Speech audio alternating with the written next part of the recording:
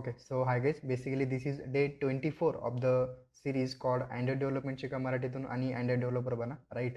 आणि आजच्या लेक्चरमध्ये आपल्याला कव्हर करायचं आहे की सिंगलटन क्लास बेसिकली कसं वर्क करतं कोटलिनमध्ये. सिंगलटन क्लासचे काही प्रॉपर्टीज पण आहेत, जस्ट लाईक जसे जनरल क्लासचे काही प्रॉपर्टीज असतात तसे सिमिलर सिंगलटन क्लासचे पण काही प्रॉपर्टीज असतात.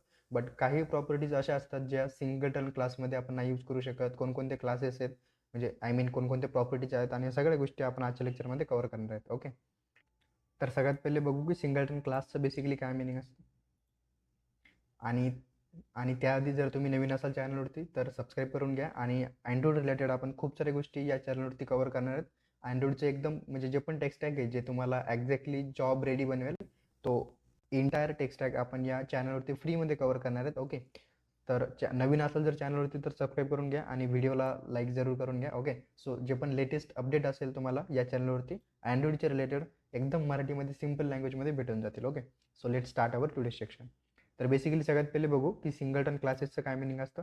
राईट, तर आतापर्यंत जर तुम्ही बघितलं तर आपण काय करत होतो, एक जनरल क्लास असायचा आपला. राईट, आणि जनरल क्लास जर असला तर लाईक कधी कधी प्रॉब्लेम काय होतं, म्हणजे जनरल क्लाससोबत एक प्रॉब्लेम काय होतं बेसिकली आपला, की जर समजा मी एखाद्या प्रोजेक्टवरती काम करत असेल आणि माझ्या एका क्लासमध्ये म्हणजे माझ्या जनरल क्लासमध्ये जर मी एक प्रॉपर्टी डिफाईन केली, किंवा समजा माझ्या जनरल क्लासचा मेंबर्स असतील किंवा काही प्रॉपर्टीज मी डिफाईन केलेल्या असेल, आणि त्या मला जर माझ्या दुसऱ्या क्लासमध्ये जर ॲक्सेस करायचं असेल तर ऑब्व्हियसली मला सगळ्यात पहिले माझ्या त्या क्लासचं म्हणजे माझ्या जनरल क्लासचं काय करावं लागेल, ऑब्जेक्ट क्रिएट करावं लागेल, म्हणजे इन्स्टन्स क्रिएट करावं लागेल.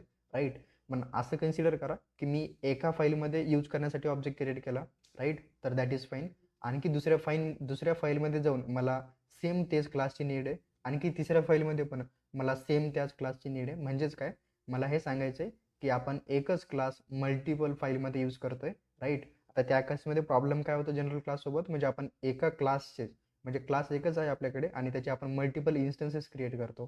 पण तो जर क्लास जनरल असेल तर त्याचे जे पण इन्स्टन्सेस क्रिएट होतील, म्हणजे मल्टिपल इन्स्टन्सेस क्रिएट होतील, तर त्या मल्टिपल इन्स्टन्सेसचे म्हणजे सेम क्लासचे आपण मल्टिपल इन्स्टन्स क्रिएट करतो, पण ते जे पण मेमरी अलोकेट होतील आपल्या सगळे ऑब्जेक्टला ते डिफरंट राहतील. म्हणजे आपण जेवढे पण ऑब्जेक्ट क्रिएट करू तेवढे नंबर ऑफ मेमरीज डिफरंटली सगळ्या ऑब्जेक्टला म्हणजे अलोकेट होतील. राईट, बट हे एक बेस्ट प्रॅक्टिस नाही आहे. त्यामध्ये एक सिंगलटन क्लास येते बेसिकली कोटलिनमध्ये. आता याचं एक प्रॅक्टिकल एक्झाम्पल बघू ज्यामध्ये आणखी तुम्हाला थोडं क्लिअर होऊन जाईल की एक्झॅक्टली मला काय सांगायचं. तर आता मी काय केलं तर लेक्चर 24 नावाच्या पॅकेजमध्ये एक फाईल क्रिएट केली which is singleton class in Kotlin part 1 नावाची. ओके, तर सगळ्यात पहिले मी इथं मेन फंक्शन घेऊन टाकतो आणि काय करतो, सिम्पल एक म्हणजे जनरल आतापर्यंत आपण जे केलं त्याच गोष्टी मी सिम्पल एक क्लास घेतो इथं which is journey Vikas. Okay, आणि या क्लासमध्ये मी माझ्या क्लासचा ऑब्जेक्ट क्रिएट करून घेतो. सो मी इथं OBJ1 लिहितो. ओके, आणि याचा ऑब्जेक्ट क्रिएट करून घेतो and which is like this code Journey Vikas. Okay, त्याच्यानंतर मी काय करतो, आणखी सेकंड ऑब्जेक्ट क्रिएट करतो. सो मी इथे लिहितो OBJ2 आणि सेम क्लासचं मी ऑब्जेक्ट क्रिएट करतो which is code Journey Vikas. Okay, आता म्हणजे मी इथं काय केले, माझ्या एकाच क्लासचे दोन ऑब्जेक्ट क्रिएट केले, दोन डिफरंट ऑब्जेक्ट क्रिएट केले. राईट, आता ही सेम नीड मला कुठे असू शकते, जर मी माझा हा सिंगलटन माझा हा जो पण प्रोजेक्ट आहे, हा प्रोजेक्ट एक लार्ज लेवलचा प्रोजेक्ट असेल, त्यामध्ये मला या क्लासचे म्हणजे या पर्टिक्युलर क्लासचे दोन डिफरंट फाईलमध्ये यूज करायचे, दोन डिफरंट फाईलमध्ये नीड आली की मला यूज करायचे. त्यामध्ये मला काय करावं लागेल की या क्लासचे त्या दोन्ही डिफरंट फाईलमध्ये जाऊन मल्टिपल ऑब्जेक्ट क्रिएट करावं लागेल. राईट, म्हणजे मी एका क्लासचे मल्टिपल ऑब्जेक्ट क्रिएट करतोय. राईट, पण आता इथे प्रॉब्लेम काय होते, इथे मी काय करतो की जे पण ऑब्जेक्ट असेल त्या ऑब्जेक्टची जी पण मेमरी असेल ती इथे प्रिंट करतो. सो मी इथं object1.toString लिहितो, आणि सिमिलरली जो पण आपला object2 असेल त्या object2साठी पण मी काय करतो, object2.toString लिहिले. म्हणजेच काय की जे पण मेमरी असेल बेसिकली आपल्या ऑब्जेक्टची ती प्रिंट करतोय. राईट, आणि इथं बघू आपण आता काय प्रॉब्लेम काय होणार इथं. राईट, जस्ट मी प्रोग्राम रन केलं, बघू काय प्रॉब्लेम होतं. राईट, इथं प्रॉब्लेम बेसिकली काय एक्सपेक्टेड आहे, म्हणजे एक्झॅक्टली प्रॉब्लेम काय होऊ राहिलं की माझ्या कोड जर्नी विकास नावाच्या म्हणजे एका जनरल सिंगल क्लासचे मी मल्टिपल इन्स्टन्सेस क्रिएट केलेत, म्हणजे object1 आणि object2. राईट, आता इथं दोन ऑब्जेक्ट क्रिएट तर झाले, पण दोन्ही ऑब्जेक्टला जे पण मेमरी आहे ते डिफरंटली अलोकेट झालेत. राईट, म्हणजे माझे जर मी असे 3 ऑब्जेक्ट 4 ऑब्जेक्ट म्हणजे जेवढे पण मल्टिपल ऑब्जेक्ट मी क्रिएट करेल तेवढे नंबर ऑफ डिफरंट मेमरीज त्या डिफरंट ऑब्जेक्टला अलोकेट होतील. राईट, तर या केसमध्ये काय व्हायलं की जे पण मेमरीज आहे ते खूप लॉस्ट व्हायला, आणि यामध्ये कोटलिनना नवीन एक भाऊ काढला and which is singleton class in Kotlin. Right, आता सिंगलटन क्लास आपला जनरल जे पण क्लासेस असतात त्याचाच एक दुसरा भाऊ आहे. राईट. आता इथं जर तुम्ही बघितलं तर आउटपुट पण आलं आहे इथं कोड जर्नी विकास, राईट. आणि त्याच्यानंतर जे पण म्हणजे हे इंटायरली मेमरी कन्सिडर करायला. आता ही जे पण दोन्ही ऑब्जेक्टची जी पण मेमरी आहे ते दोन्ही पण मेमरी डिफरंटली आहेत, राईट. म्हणजेच काय की जर समजा मी आणखी दोन ऑब्जेक्ट बी जरी क्रिएट केले माझ्या सेम क्लासचे, तर जे पण मेमरी अलोकेट होईल माझ्या ऑब्जेक्टला ते डिफरंट डिफरंट राहतील. म्हणजे मी इथं वेस्टेज खूप होतं आहे माझ्या मेमरीचं, राईट. पण बघितलं तर मी सेमच म्हणजे माझ्या सेम क्लासचं इन्स्टन्स क्रिएट केलं आहे, राईट. मग आता हे प्रॉब्लेम रिझॉल्व्ह करण्यासाठी आपण कोणाचा यूज करतो, जे आपण यूज करतो सिंगलटन क्लास कोटलिनमध्ये, राईट. आता सिंगलटन क्लास बेसिकली काय असतं, सिंगलटन क्लास बेसिकली आपला तो क्लास असतो ज्याची जी पण मेमरी आहे म्हणजे ज्याचा जो पण इन्स्टन्स असेल ते आपण एकदाच क्रिएट करतो आणि तोच इन्स्टन्स मल्टिपल म्हणजे ज्या आपण फाईल्समध्ये मला लागत असेल जिथे जिथे मी त्या पर्टिक्युलर क्लासचं इन्स्टन्स क्रिएट करत असेल तर एकच इन्स्टन्स राहील माझा, पण मल्टिपल डिफरंट डिफरंट वेजमध्ये मला जिथं लागत असेल तिथे मी यूज करेल.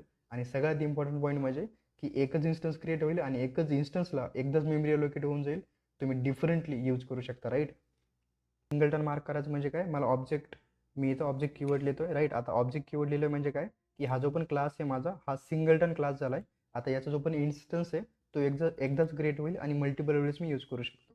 सो मी जे पण आपलं जनरल ऑब्जेक्ट क्रिएशन प्रोसेस असते ते इथून रिमूव्ह करून टाकतो आणि इथे मी सिम्पली लिहितोय आपला जो पण कोड जर्नी विकास असेल. आता इथं जर तुम्ही बघितलं तर code Journey Vikas dot to string आणि दुसऱ्या वेळेस पण मी काय करतो की त्या सेम क्लासचं आणखी एकदा इन्स्टन्स क्रिएट म्हणजे आणखी एकदा इन्स्टन्स यूज करण्याचं काम करतोय. सो मी इथं डबल एकदा लिहिलं आहे code Journey Vikas dot to string. तर आता बघू आपण काय होतं, म्हणजे लास्ट एक्झाम्पलमध्ये काय झालं होतं की दोन्ही पण इन्स्टन्सला मल्टिपल म्हणजे डिफरंटली मेमरी अलोकेट झाली होती, राईट. पण या केसमध्ये बघू आपण काय होतं. म्हणजे असं कन्सिडर करा की मी इन्स्टन्स एक क्रिएट केला आहे म्हणजे इंटरनली हा एकच इन्स्टन्स राहतो आणि तोच मल्टिपल वेळेस यूज केला जातो, राईट. तर इथं जर तुम्ही बघितलं तर सेम मेमरी माझ्या दोन्ही वेळेस यूज झाली आहे, राईट. म्हणजे जेव्हा जेव्हा मी या इन्स्टन्सचा यूज करत असेल माझ्या या सिंगलटन क्लासचं तर दोन्हीच्या केसमध्ये जो पण मेमरी अलोकेट झाली ती सेम मेमरी आहे. म्हणजे एकच मेमरी माझ्या मल्टिपल इन्स्टन्सेससाठी म्हणजे इन्स्टन्स एकच राहतं पण जेव्हा मी मल्टिपल वेळेस यूज करत असेल त्याला पण त्यावेळेस जे पण यूज होणारी मेमरी आहे ती सेमच आहे, राईट. म्हणजे इथं मेमरीचा खूप इफिशियंटली त्या ठिकाणी यूज केला जातं, राईट. तर आता आणखी याच्या इनडेप्थ जर गेला तुम्ही तर लाईक जनरल क्लासेसमध्ये कसं असायचं, आपण काही प्रॉपर्टीज डिफाईन करू शकलो असतो, आपले काही मेंबर्स असायचे, आपले काही व्हेरिएबल असायचे, राईट. आपले काही इनिटी ब्लॉकसुद्धा असायचे आपल्या जनरल क्लासमध्ये. पण तुम्ही इकडे जर आलात समजा ऑब्जेक्ट म्हणजे सिंगलटन क्लासमध्ये, तर सिंगलटन क्लासमध्ये कसं असतं की जे पण आपलं कन्स्ट्रक्टर जे असतं म्हणजे आपण जनरल क्लासचं कसं असतं, जनरल क्लासेसचं आपण कन्स्ट्रक्टर क्रिएट करू शकतो, राईट. पण या केसमध्ये जर तुम्ही बघितलं म्हणजे जे पण आपलं सिंगलटन क्लासच्या केसमध्ये आपण सिंगलटन क्लासचा जो पण कन्स्ट्रक्टर असेल तो कन्स्ट्रक्टर आपण या ठिकाणी क्रिएट करू शकत नाही का. And the reason behind the scenes की समजा कन्स्ट्रक्टर केव्हा कॉल होतो जेव्हा आपण ऑब्जेक्ट क्रिएट करतो, राईट.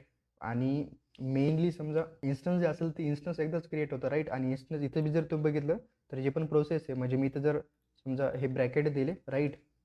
म्हणजे कन्स्ट्रक्टर इनोव्होकेशन जर मी इथं टाईप म्हणजे त्या वेळेला जर मी गेलो तर इथं मला एरर होतोय, काही एरर येतोय, राईट.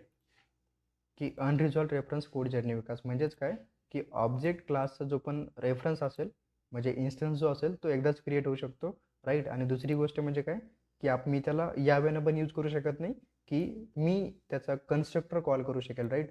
सो इथं बेसिकली कन्स्ट्रक्टर पण नसतं, बेसिकली कन्स्ट्रक्टर मी क्रिएटच करू शकत नाही जर माझ्या सिंगलटन क्लासमध्ये, राईट. त्याच्यानंतरने मी काय करतो एक इनिट ब्लॉक पण असते याच्यामध्ये, राईट. तर मी इनिट ब्लॉक लिहितोय इथं, राईट. म्हणजे लिहितोय इनिट ब्लॉक कॉल्ड, ओके. आणि त्याच्यानंतर काही मी व्हेरिएबल पण डिफाईन करू शकतो इथं, ओके. आणि इथं जर तुम्ही बघितलं तर मी एक व्हेरिएबल पण क्रिएट केला आहे प्रिंट मेसेज नावाचं आणि त्यामध्ये व्हॅल्यू असाईन केली की hello from Code Journey Vikas, right. तर त्याच्यानंतर मी एक फंक्शन पण क्रिएट करतो इथं. आता मी माझ्या सिंगलटन क्लासमध्येच मी या सगळ्या गोष्टी करतोय, राईट. एक फंक्शन पण मी क्रिएट करून घेतो जस्ट लाईक ॲडिशन नावाचं. ए आणि बीचं जे पण ॲडिशन होत असेल ते ॲडिशन मी या ठिकाणी रिटर्न करतोय म्हणजे बेसिकली प्रिंट करतोय, ओके. ओके. आणि इथे मी काय केलं, जो पण माझ्या कोड जर्नी विकास नावाचं सिंगलटन क्लास असेल त्याचा यूज करून जो पण प्रिंट मेसेज नावाचं मेंबर असेल म्हणजे फंक्शन सॉरी व्हेरिएबल असेल ते या ठिकाणी ॲक्सेस केलं आहे. आणि सिमिलरली या केसमध्ये पण मी काय करतो की जो पण माझ्या कोड जर्नी विकास नावाचं सिंगलटन क्लास असेल त्याच्या थ्रू जो पण ॲडिशन नावाची मेथड असेल ती कॉल करतो. सो मी इथं पॅरामीटर पास करून देतो विच इज 12 आणि 33, राईट. आणि या केसमध्ये आता मी सिम्पली प्रोग्राम रन करतोय, बघू काय आउटपुट येतं. म्हणजे मला हे सांगायचं इथं की आपण सिंगलटन क्लासमध्ये जे पण आपले मेंबर्स असाल म्हणजे तुम्ही इनिट ब्लॉक पण मेन्शन करू शकता. तुम्ही नॉर्मल व्हेरिएबल जे असतात ते व्हेरिएबल पण मेन्शन करू शकता. आणि दुसरी गोष्ट म्हणजे जे पण म्हणजे जे पण फंक्शन वगैरे असतात ते पण ह्या सगळ्या गोष्टी आपण इथे मेन्शन करू शकतो. बट जे पण कन्स्ट्रक्टर असतात ते कन्स्ट्रक्टर आपण सिंगलटन क्लासमध्ये डिफाईन नाही करू शकत, राईट. तर इथं जर तुम्ही बघितलं तर सगळ्यात पहिले मेसेज आला इनिट ब्लॉक कॉल, राईट. आणि इनिट ब्लॉकच्या नंतरनी म्हणजे हा इनिट ब्लॉक कॉल झाला. त्याच्यानंतरनी जो पण मेसेज होता आपला म्हणजे जो पण व्हेरिएबल होता बेसिकली त्याची व्हॅल्यू आपण इथे प्रिंट केली. आणि त्याच्यानंतर जे पण ॲडिशन असेल ते ॲडिशन आपण या ठिकाणी प्रिंट केली आहे, राईट. आणि त्याच्यानंतर आणखी थोडी प्रॉपर्टीज वगैरे जर एक्सप्लोअर केलं तर बेसिकली सिंगलटन क्लासमध्ये कसं असतं फक्त एकच इन्स्टन्स क्रिएट होतो आपला.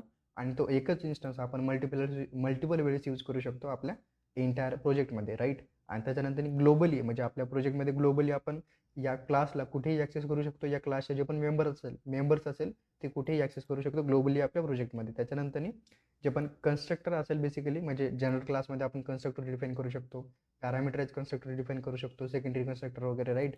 बट या केसमध्ये म्हणजे आपल्या सिंगलटन क्लासमध्ये आपण कन्स्ट्रक्टर या ठिकाणी क्रिएट करू शकत नाही, राईट. तर येस बेसिकली हाच आपला अजेंडा होता आजचा. जस्ट लाईक तुम्ही चॅनलवरती जर नवीन असेल तर चॅनलला सबस्क्राईब करून घ्या. Thank you so much. मी भेटतो नेक्स्ट व्हिडिओमध्ये.